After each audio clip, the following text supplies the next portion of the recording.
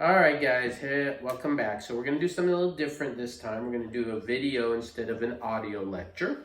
And instead of the keywords being emailed to you, they're going to pop up. Also, maps are going to pop up. Images are going to pop up. And the reason I'm doing this for this lecture is because this is the lecture on World War I. And of all the topics we cover all semester, this might be the most significant. In fact, probably more so even than World War II. If you think about it, World War II does not happen without World War I. It might be one of the most significant events in all of history. And so over the next period of this video lecture, what I want you to be able to get out of this is a few things. Number one, the objectives, is first of all the causes. Why did World War I happen? Some of these causes are pretty straightforward. Some of them are very complex. There's a really good book called The Sleepwalkers, which goes through one of the causes of World War II. I wish I had it with me, but it's all quarantined in my office at work. It's like so thick. It's a great book, and it really outlines just one of the causes of World War I. And so we're going to go through that, the causes. Once we go through all the causes of World War I, then we're going to go through the war itself, how the war was fought, what happened during the war, and then finally, and most importantly, are what are the impacts of World War I. And you will need to know the impacts of World War I. You will need to know the impacts. You will need to know all the impacts of World War I. The impacts during the war, the impacts right after the war, and even the impacts a generation later. Some of these impacts won't even be in this lecture today, but it is things you will want to know and be focused on. So in terms of the causes, let's start with that. One of the causes of World War I is something we covered in the previous audio lectures when we talked about the issue of unification of Italy and Germany, and specifically the unification of Germany. So remember when Germany was unified, there was an issue of a strong Germany in the central part of Europe. That's one of the factors that will allow World War I to happen. But the other key factor was during the unification of Germany, they fought against France, if you remember that Franco-Prussian War. And in that war, if you remember, they lost that piece of real estate, France did, of Alsace-Lorraine. Very important piece of real estate that they lose in the war. And you'll see that again on this map here. So if you just take a look at the map, and if you remember where Alsace-Lorraine is, okay, so there it is. And that piece of territory between France and Germany. So that created a lot of tension between those two countries.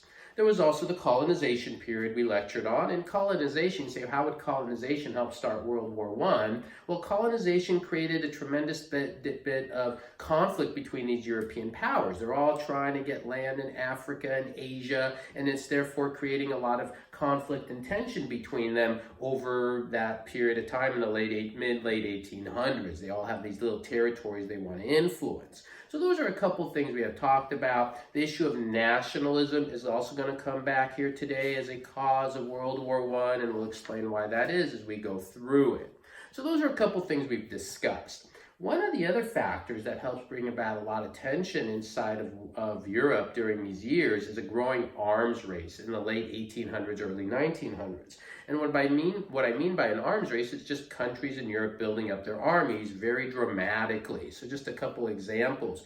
By the time we get to about 1900, Russia has a standing army of over 1 million men, early 1900s, I should say. And that's pretty massive if you think about it at that time. Much bigger than the Napoleonic Army, for example. And the European military machine from 1890 to 1914 doubled in size. And so that's something that also created a lot of tension between these European powers. So that's just something that, along with colonization, created a lot of animosity, conflict, tension between these European powers.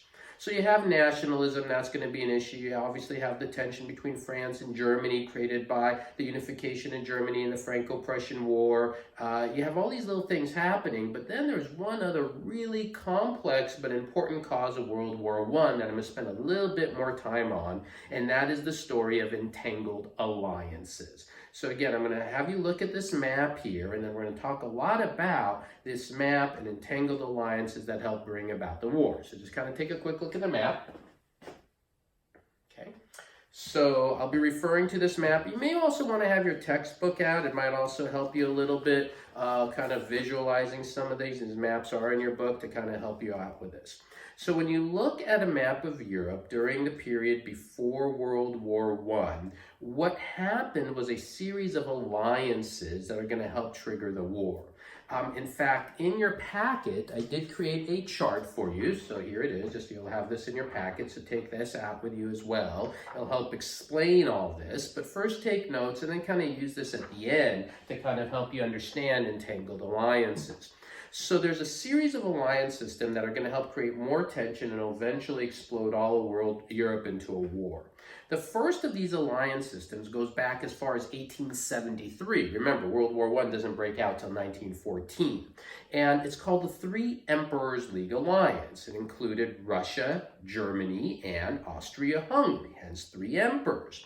Now, this alliance was initially created by Otto von Bismarck, the same guy who helped the unification of Germany. And the reason Bismarck tries to create an alliance with Russia and Austria-Hungary is because he knew France might come after him for Alsace-Lorraine. So he looks like, who wants to be friends with me? Who's going to help me? And he forms this alliance. Unfortunately, for Germany at least, this alliance is not going to hold, this Three Emperors League. And the primary reason this alliance is not going to hold is because there's going to be too much tension between Russia and Germany and Russia and Austria-Hungary. One of the things that had happened is both Austria-Hungary and Russia had desires to have control and influence over the region we call the Balkans. I'll show you another map of that in a minute. But the Balkans is this area just kind of north of Greece, modern day kind of area where Yugoslavia was in the 1990s, and that whole region there. And so there was a lot of conflict. Both Austria-Hungary and Russia wanted influence there. We'll get into that in more detail in a second. The other issue between Russia and Germany was Bulgaria, because Russia wanted influence in Bulgaria. And one of the things that had happened is that Germany tried to kind of take apart Bulgaria, make Bulgaria weaker, split Bulgaria up into various parts. Here's like another map of Bulgaria being split apart over here, and you'll see that, and that kind of upset Russia as well. So you have this situation where eventually, as we get into the late 1870s, early 1880s, you get to the point where this Three Emperors League is just not going to hold. Basically, Russia says, we're out, we don't want to be part of this, and Germany and Austria-Hungary look for another ally.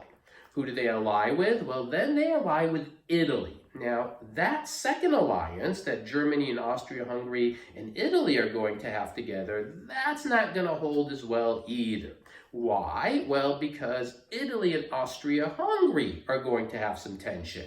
If you remember in the story of the unification of Italy, one of the things Italy needed to do is fight a war against Austria-Hungary for territory like Lombardy and Venetia. And so there was actually a couple territories in the northern part of Italy. Again, if you look at our map of Italy here, okay, you'll see a couple pieces of real estate called Trieste and Trentino. And those areas in the northern part of Italy were under the control of Austria-Hungary. And so England and France make a secret deal with Italy, basically telling Italy, hey, you guys don't play ball with Austria-Hungary, and we'll help you get Trieste and Trentino. So Italy drops out of this alliance system as well. So now it's Germany, Austria-Hungary. They still want another alliance system. And who do they eventually ally with? They eventually ally with the Ottoman Empire. There are several reasons why the Ottoman Empire joins with Germany and Austria-Hungary. It's something we cover in my Middle East class. But for now, what you do need to know is by the time you get to the 1900s, right before World War I breaks out, you end up with one alliance system, which is Germany, Austria-Hungary, and the Ottoman Empire. That alliance system combined is referred to as the Central Powers, all right? And they would call them the Central Powers because they run down the central part of Europe. Again, if you look at that map, you'll see them running down the central part of Europe there. So as that's happening, someone's getting a little nervous, and that's, of course, France and England as well, because they're seeing this happening, and they're like, well, we need friends too. And so France and England, they're going to form an alliance as well, and they're going to add Russia into their alliance. Now, this is a little bit odd for a couple of reasons. France and England hate each other. But they, in the Middle Ages, they fought a war for 100 years against each other. Why are they allied now? Because both of them see Germany as a potential threat. in terms of why they bring Russia into their alliance system is because, in part, they both knew that Germany they both had a common person they were worried about, Germany, but then there were other things going on. So for example, I guess this is where it gets into the real nuance of it. Russia and England formed an alliance. England was worried that if they didn't form an alliance with Russia, then Russia might go after India. And that was something that England wanted. So if Russia's their friend, they're not going to go after India. So there were all these kind of really backroom deals and stuff being made as well. So at the end of the day, Russia, France, and England form another alliance called the Triple Entente. So these are two major alliance systems. You have the Central Powers and the Triple Entente.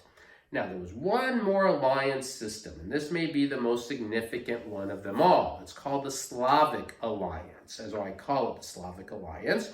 And it's a small alliance between Russia and Serbia. So again, if we look at our map here for a second, and you see the Balkan map, especially here, what you'll end up seeing in the area of the Balkans is you have Russia and Serbia who form an alliance together. Why? Nationalism. So the people who live in Serbia are basically people who are Slavic people. They had migrated from Russia centuries earlier. And in a way, I guess you could put it this way, Russia sees Serbia as kind of their little sister. And Russia wants to protect Serbia.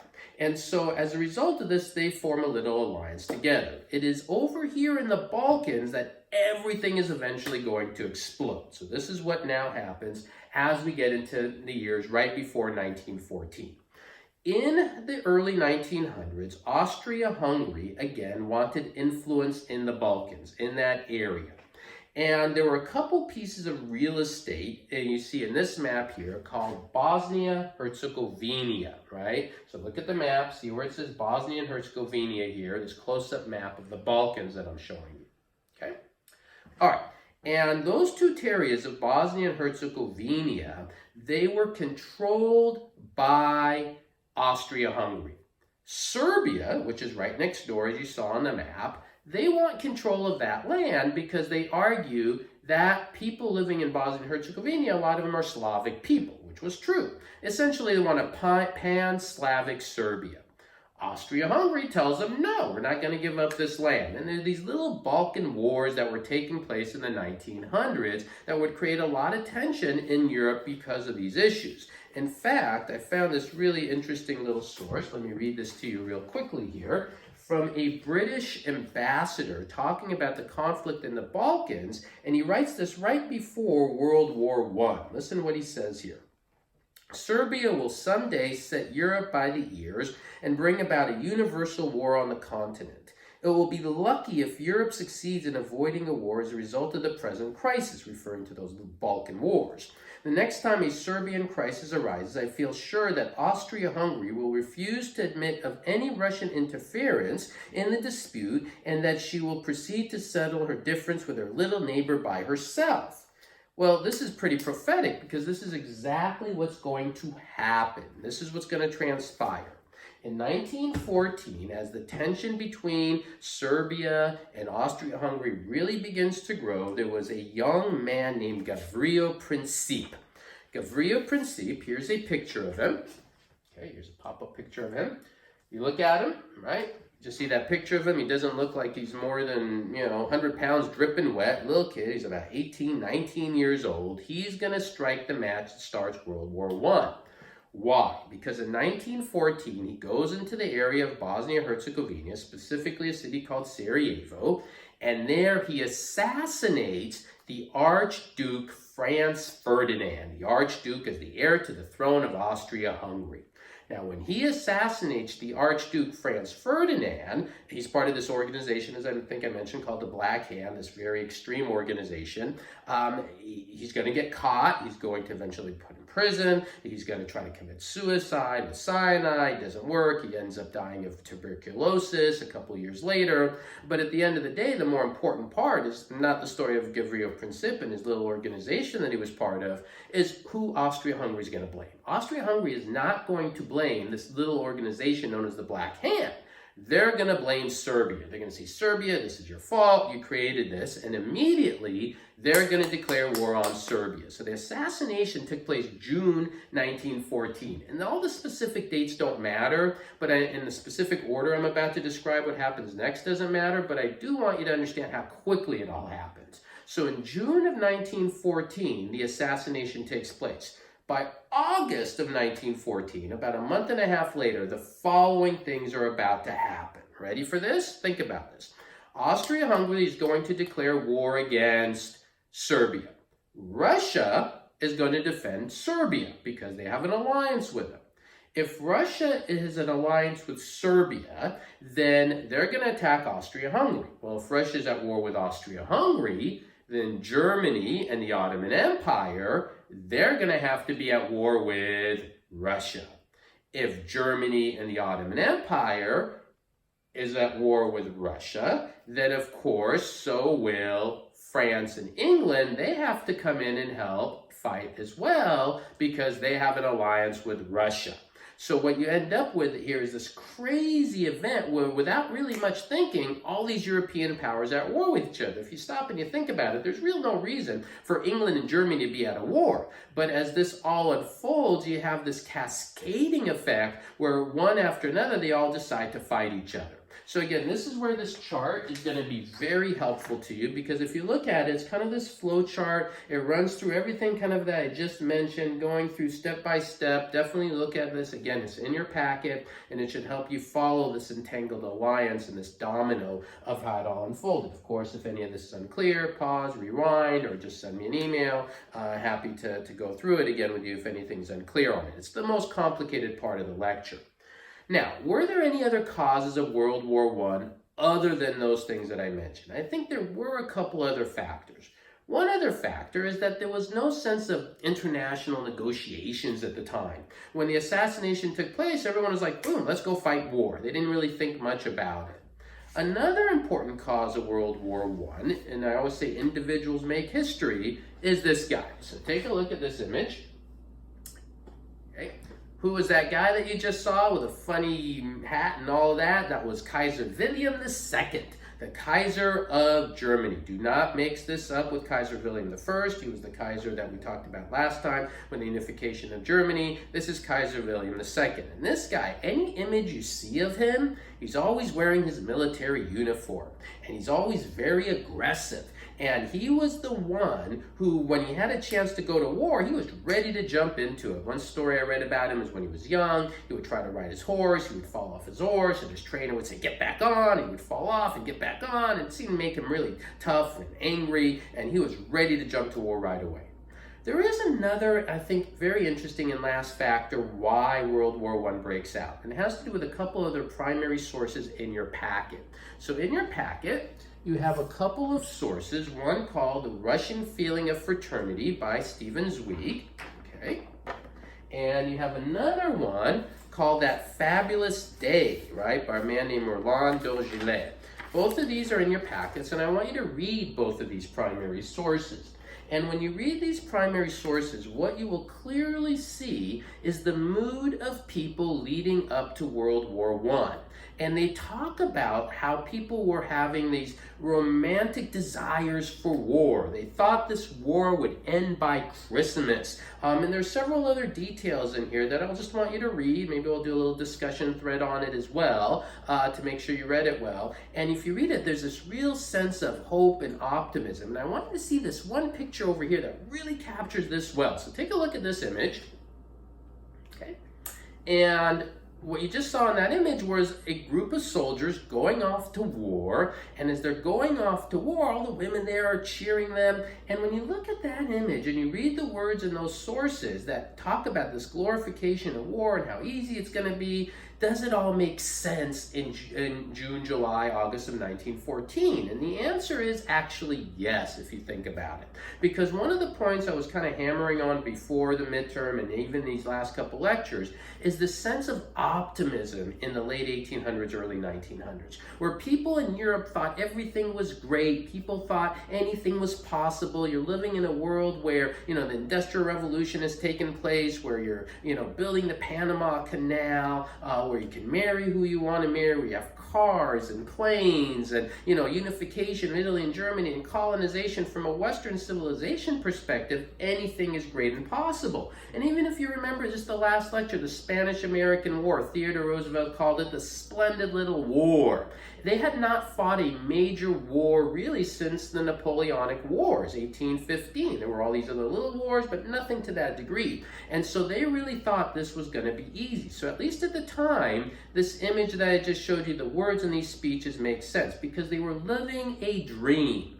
Well, what we're about to see is how this dream is about to become a nightmare. And that's going to be the next part of our discussion here.